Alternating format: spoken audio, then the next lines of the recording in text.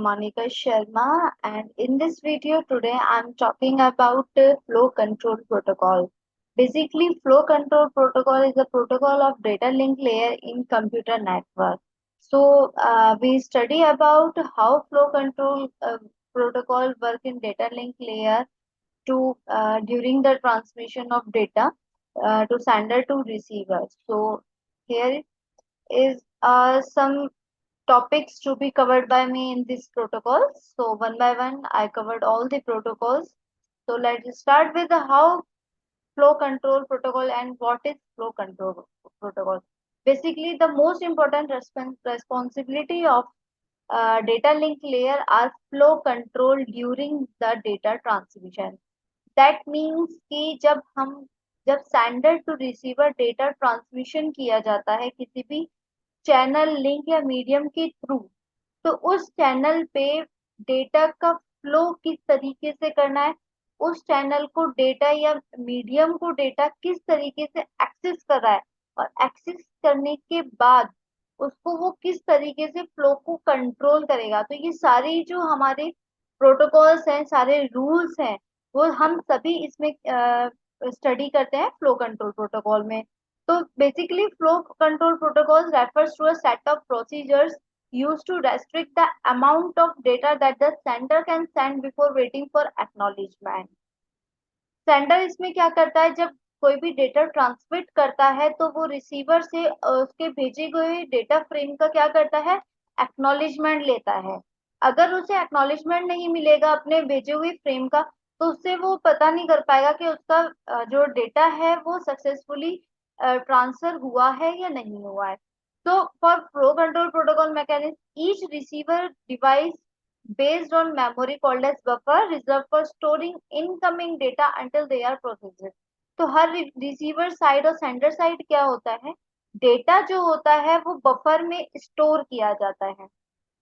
For this reason, data must be checked and processed before they can be used. If buffer begin to be filled up, the sender must slow or during the transmission. So here are some protocols which can be used for flow control. That is the basically flow control protocol basically divided in two sub channels, that is noiseless channel and second one is noisy channel. So here today I am discussed about only noisy channel. So basically in noisy channel there are two different protocols will be used, that is stop and wait ARQ protocol, and second one is sliding window protocol. And sliding window protocol also derived in two protocols, that is go back and protocol and selective repeat protocol. So all these protocols in noisy channel I'm discussed about one by one in next slide. So here firstly we discussed about noisy channel stop and wait protocols. तो basically in mind में ये आता है कि stop and wait protocol का use basically किस लिए किया जाता है। इसका नेम जो कन्वेंशन हमने किया है स्टॉप एंड वेट प्रोटोकॉल का, वो क्यों किया गया है कंप्यूटर नेटवर्क में, ये नेम का प्रोटोकॉल क्यों हमने कन्वेंट किया है। तो इस प्रोटोकॉल में बेसिकली क्या होता है कि जब सेंडर कोई भी फ्रेम अपना सेंड किसी भी ट्रांसमिशन रेट से मीडियम पे ड्रॉप करता है और रिसीवर को भेजता है, तो वो क्या करता है, जो उसका टाइमलाइन होता है उस टाइमलाइन के अंदर ही वो उससे क्या करता है, रिसीवर से एक्नॉलेजमेंट लेता है। अगर इन सम सिचुएशन या किसी रीजन की वजह से या टाइम आउट की वजह से वो एक्नॉलेजमेंट रिसीव नहीं करता है, तो सेंडर को उस टाइम सेंडर को उस टाइम ये डेडिकेट होता है कि उसका जो भेजा हुआ फ्रेम है वो चैनल पे या रिसीवर को सक्सेसफुली डिलीवर्ड नहीं हुआ है, तो वो अगेन क्या करेगा, उसको रीट्रांसमिट करेगा। तो basically stop and wait protocol का जो मीनिंग है वो ये है, the sender waits for a positive acknowledgement before advancing to with retransmission. तो बेसिकली इसमें क्या होता है कि सेंडर अपने फ्रेम को सेंड करेगा और वहीं पे स्टॉप हो जाएगा और वेट करेगा एक्नॉलेजमेंट का। अगर टाइमलाइन में या बिफोर टाइम आउट उसको एक्नॉलेजमेंट मिल जाता है, तो देन सेंटर क्या करेगा, नेक्स्ट अपने फ्रेम को ट्रांसमिट करेगा चैनल पे। अदरवाइज टाइम आउट के बाद आफ्टर द टाइम आउट वो उस फ्रेम को क्या करेगा, रीट्रांसमिशन करेगा. So these is the process will be implemented in stop and wait protocol. So here is the some example. Uh, so firstly, sender send to receiver some data that is 0101. So firstly, sender send 0 frame, and receiver at receiver side this frame will be stored in buffer, and pointers point to 0 frame that will be received by sender, and then receiver send to acknowledgement of frame 0 within timeline. After receiving the acknowledgement of upcoming frame, then sender send next frame one by one. This process all will be completed during the timeline. So here is some one situation when time out या acknowledgement जब आपका loss हो जाता है, उस time पे sender क्या करता है, या जस्ट सपोज यहाँ पे आप देख सकते हैं कि सेंडर ने 0101 एक आपकी फ्रेम है, वो उसको सबसे पहले फ्रेम 0 को सेंड कर रहा है.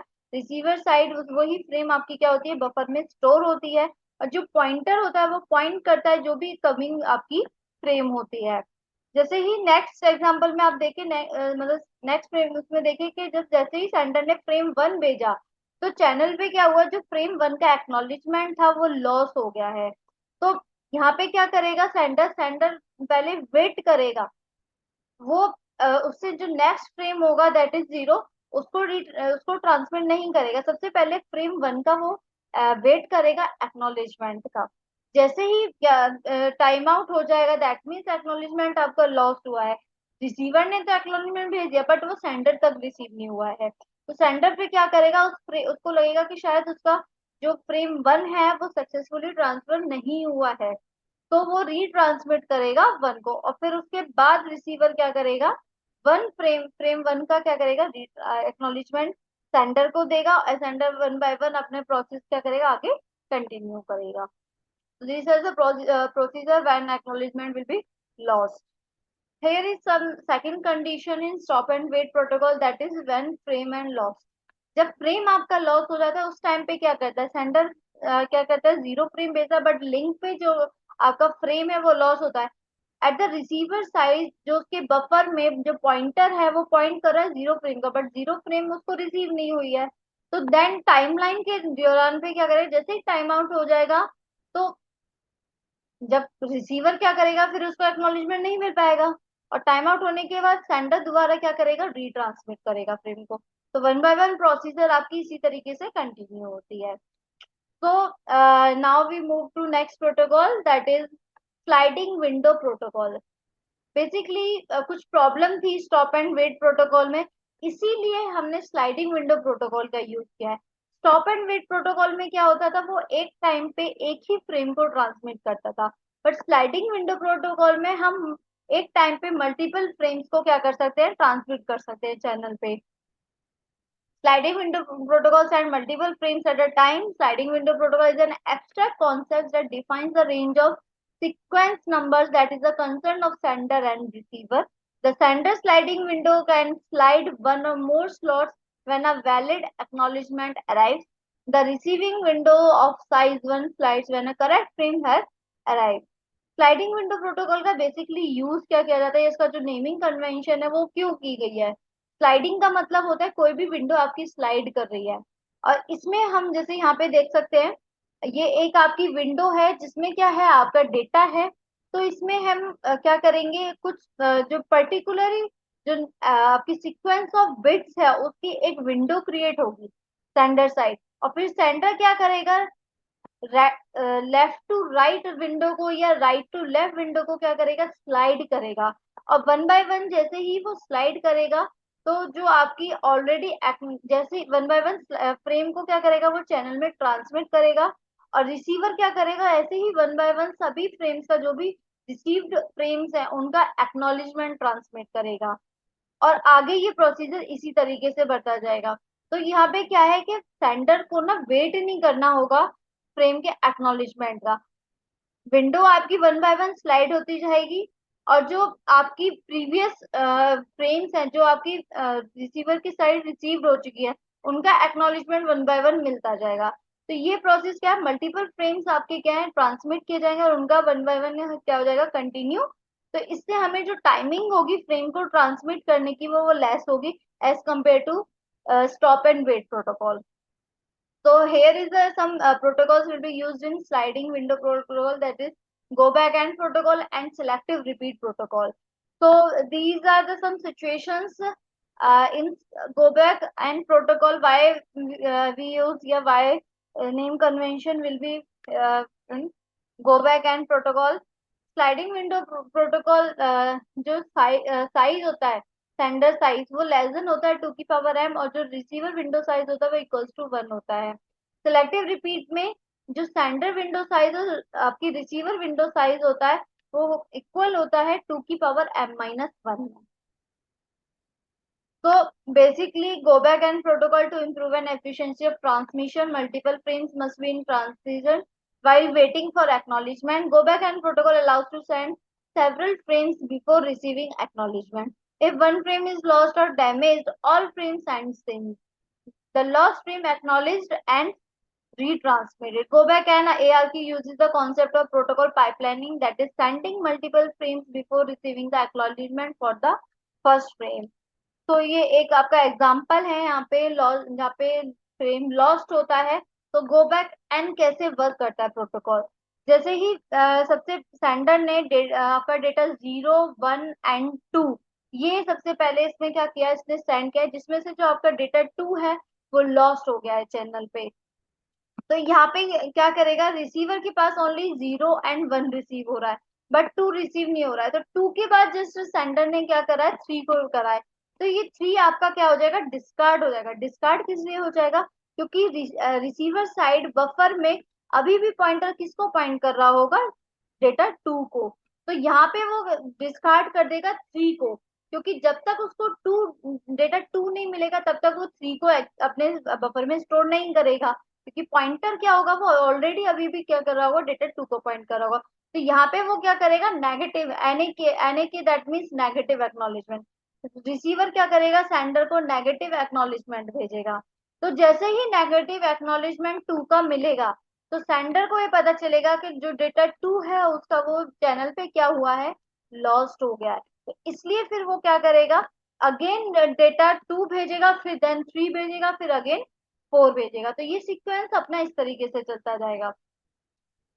अगर हमारा एक्नॉलेजमेंट लॉस्ट होता है, जैसे जस्ट सपोज यहाँ पे आप देख सकते हैं कि डेटा 0, 1 एंड 2 डेटा फ्रेम किया गया है रिसीवर के लिए, रिसीवर ने ये रिसीव कर लिया, पर जो आपका एक्नॉलेजमेंट 3 है वो लॉस्ट हो गया है।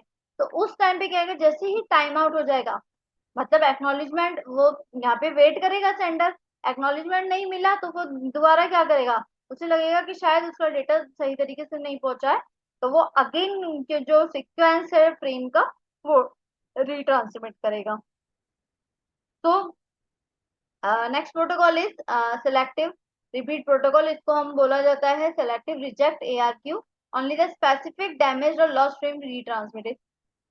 गो बैक एंड प्रोटोकॉल में क्या होता था कि अगर कोई भी एक डेटा आपका लॉस्ट हो जाता था तो वहां पे वो बैक जाके दोबारा से उसी सीक्वेंस को सेंड रिट्रांसमिट करता था। बट सेलेक्टिव रिपीट में क्या होता था, जो भी डेटा आपका लॉस हुआ है, जैसे ही उस डेटा का नेगेटिव एक्नॉलेजमेंट मिलेगा तो ओनली सिंगल वही डेटा सेलेक्ट करके रिट्रांसमिट किया जाएगा। तो these are basic difference between go back and protocol and selective repeat protocol. Also called selective retransmission, only rejected frames are retransmitted. Subsequent frames are accepted by the receiver and buffered. Minimize retransmission. Receiver must maintain large enough buffer. More complex login in transmitter. So here the example of selective repeat protocol. When receiver not received data 2, so then receiver send negative acknowledgement of data 2 to sender, and sender only select data 2 and retransmit to receiver. So here is a comparison, whole chart of comparisons of these three protocols, that is stop and wait, go back and reverse selective.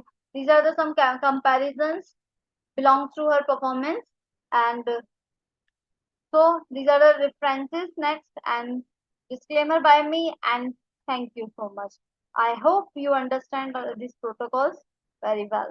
Thank you so much.